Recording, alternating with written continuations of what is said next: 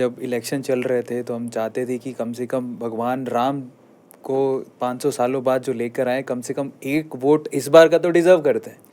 और ये मैं बड़े खुले से बोलता था कि चाहे तुम्हारी 100 शिकायतें होंगी, अगली बार मत देना, 2029 में मत देना, मत बनाना, लेकिन इस बार तो 2024 में भैया ताज़ा ताज़ा जनवरी में भगवान राम को 500 साल बाद ला के खड़ा कर दिए तुम्हारी भूमि पर, कम से कम इस बार का तो वोट डिज़र्व करते हैं।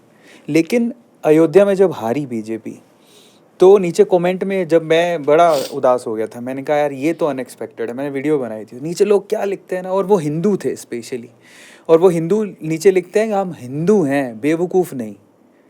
उन्होंने ये वाक्य लिखे, तो फिर कईयों ने पूछा भैया क्यों, कहते कि जो काम करेगा हम उसी को देंगे। तो मैंने कहा भैया राम भगवान का मंदिर बने वो काम नहीं है क्या, तुम्हारे लिए काम क्या है? बोले नौकरी, पैसा, यही। तो ये जो जयचंद है उसकी वजह से हिंदू मार खाए हैं कहीं ना कहीं। आपका इसके बारे में क्या कहना है? मैं बस इतना कहना चाहूँगी, एक शब्द में इस बात को समझिए कि शेर अगर थोड़ा गलत भी कर दे ना कुछ, या उसके भाव आपको समझ में नहीं भी आए ना, तो कभी गधे को राजा नहीं बनाया जाता। वाह वाह, सुन लो भैया तुम्हारे लिए है ना, ये गधे हैं।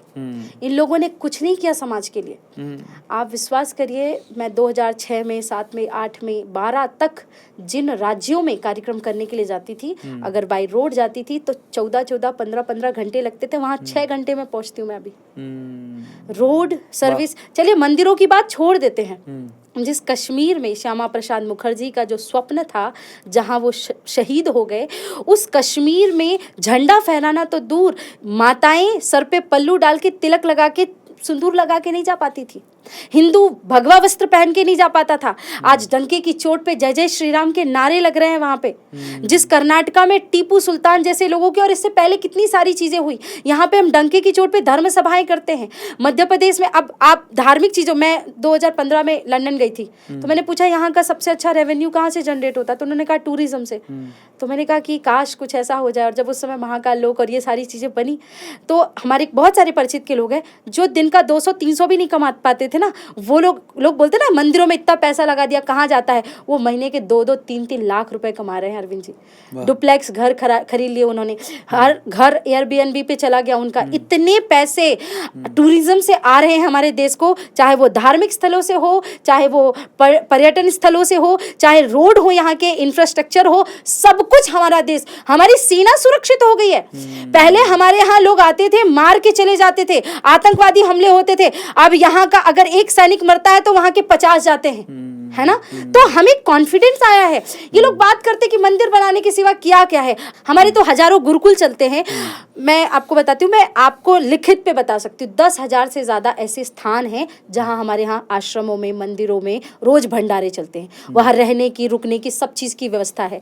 आप किसी भी इस्लामिक व्यक्ति का या राजनीतिक व्यक्ति का या सुपरस्टार्स लोगों का बता दीजिए, जिनको हम बहुत मानते हैं कि भाई जुबा केसरी के जो बड़े बड़े ऐड करते करोड़ों रुपए कमाते हैं, वो लोग कहते हैं ना कि भाई लोगों को इन्होंने सिखा दिया कि ये गुटखा, ये पान मसाला खाने से आपको बढ़िया मिल जाएगा। उन्होंने अपने घर में लंगर चलाया कभी? बताओ कि आज उनके घर जाएंगे फला फला दिन तो इनके यहाँ हमको खाने को भोजन मिल जाएगा? नहीं है। ये कोई कर सकता है तो एक हिंदू कर सकता है, ये सनातनी कर सकता है। हम सांप को दूध पिलाते हैं, हम मछलियों को आटे की गोलियां देते हैं, हम अतिथि देवो भव की भावना रखते हैं, ये लोग नहीं कर सकते। तो मैं आपको बता रही हूँ कि शेर शेर होता है, गधा गधा होता है ना। मंद बुद्धियों को वोट नहीं दिया जाता। और अयोध्या हारना हमारे लिए दुख की बात नहीं है, क्योंकि शर्म आनी चाहिए अयोध्या वासियों को, जिसने तुम्हारा 500 वर्षों का खोया हुआ सम्मान तुम्हें वापस दिला दिया। तुमने जरा सी बिजली के लिए, या लोकल का मुद्दा रहा था, सिर्फ एक लोकल का मुद्दा था, लोकल के मुद्दे के लिए तुमने एक ऐसे व्यक्ति को वोट दे दिया जो तथाकथित उसी का अभी एक परिचित व्यक्ति रेप केस में लिप्त पाया गया। तो आप रेपिस्ट को वोट दे सकते हो पर एक देशभक्त को वोट नहीं दे सकते। वाह रे वाह व्यक्ति, क्या स्थिति आ गई है देश की। इसीलिए मैं कहती हूँ कि हिंदू का दुश्मन हिंदू ही होता है। इनको चाहिए कि हाँ कुछ चलो लेट्स ट्राई समथिंग न्यू। ये राजनीति समथिंग न्यू नहीं होता। सदियों में कोई एक ऐसा व्यक्ति आता है जो नरेंद्र मोदी जी जैसा होता है।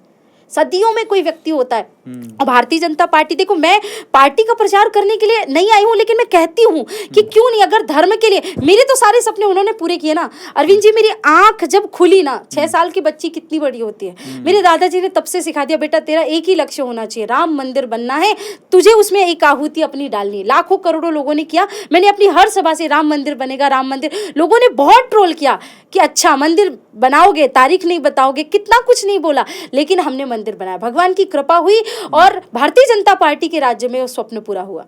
दूसरा स्वप्न है, हम बात करेंगे बाद में उसमें, लेकिन ये सब कुछ अगर पॉसिबल हो पाया, चाहे कश्मीर की स्थिति हो, चाहे राम मंदिर हो, चाहे मुस्लिमों के लिए भी, बहनों के लिए 3 तलाक का हो, देख लीजिए, हर एक प्रकार से स्थिति अगर देश में सुधरी है तो भारतीय जनता पार्टी और हमारे भारत के यशस्वी प्रधानमंत्री के कारण। तो हार अयोध्या की नहीं हुई है, हार उन सेक्युलर लोगों की और उन लोगों की हुई है, और तुमको तो शर्म आनी चाहिए। मैं तो कहती हूँ बिल्कुल शर्म आनी चाहिए, अपने एक बार अंदर झांक के जरूर देखना कि थोड़ा सा ईमान बचा है कि नहीं बचा है, और अगर बचा होगा तो आने वाले समय में उसका इस्तेमाल करना। तो ये जो बात आप कह रही हैं वो यूपी के लोगों के लिए कह रही हैं? 100%, 100%, यूपी के लिए भी, बंगाल वालों के लिए भी, केरला वालों के लिए भी, कर्नाटक वालों के लिए भी, जहाँ जहाँ पर हिंदू, वो कहते हैं ना, जहाँ जहाँ हिंदू बटा है वहाँ वहाँ हिंदू घटा है। ये बात आपको समझनी पड़ेगी, हमको बटना नहीं है, हमको जाति पाति में नहीं आना है, वोट बैंक की जो राजनीति है जाति वाली, उसमें बिल्कुल नहीं फंसना है। क्योंकि प्रांत सुनते, आप सुनो, Maharashtra Maratha vote bank, UP Bihar आया तो यादवों का वोट बैंक, ऐसे क्यों?